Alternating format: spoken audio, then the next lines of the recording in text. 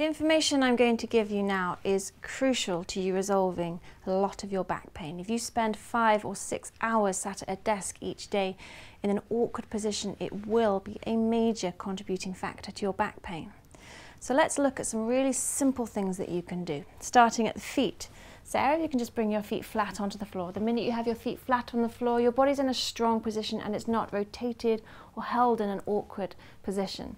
Now I'm aiming to get her hips above her knees. I want this lumbar spine, this lumbar curve back in. I want the thoracic curve, and I want a curve back in the neck. I want the head straight up. Look at how much forward her head is from the rest of her body and the rest of her spine. That is causing a tremendous strain through all of these muscles here, and she will, at the end of 5 or 6 hours in this position, probably have a tension headache and a lot of pain through all these muscles. So moving up, one very quick and easy thing you can do is to buy this. This is called a wedge. It's just a piece of foam. So we just pop this under Sarah. There we go. There we are.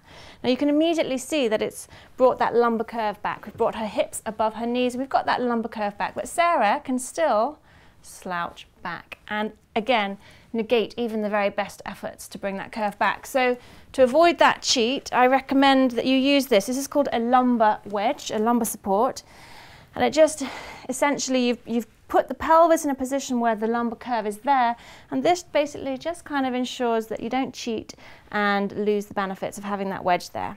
Now you can see already Sarah's head is now in a much better position. It's much more in line with her spine, but I'd still like to improve that because you can see the line of sight here is down. So Sarah is naturally pushing her head down in order to look at her screen. Another problem that we've just resolved with the wedge is we've brought her elbows up above her wrists. That's really important. You do need your elbows to be above your wrists. If they're below the wrists, you'll be typing like this and you will start to develop a little bit of RSI. So that's a very good and easy way, a little bit higher even. If you've got an adjustable chair, you can just raise the chair up a little bit more so that your elbows are about 1 inch or 2 above your wrists. So how are we going to adjust this? Because laptops and iPads are very, very popular, and we need to bring Sarah's screen up. There's lots of things that you can do to raise your screen. There's several screen raisers that you can buy. It really doesn't matter which one you buy. This is just one that I've got. It may not be perfect for Sarah, but we'll just pop that on there now.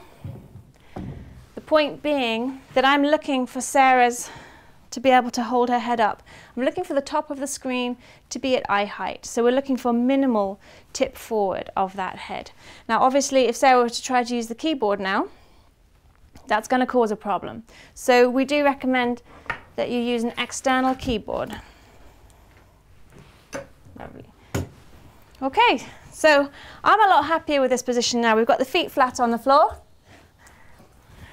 and we've got the hips above the knees.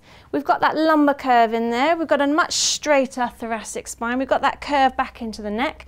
We've got the elbows above the wrists, and we've got a nice line of sight there. So that is a really, really basic, that's your fundamental starting point for how to set up your desk to avoid back pain.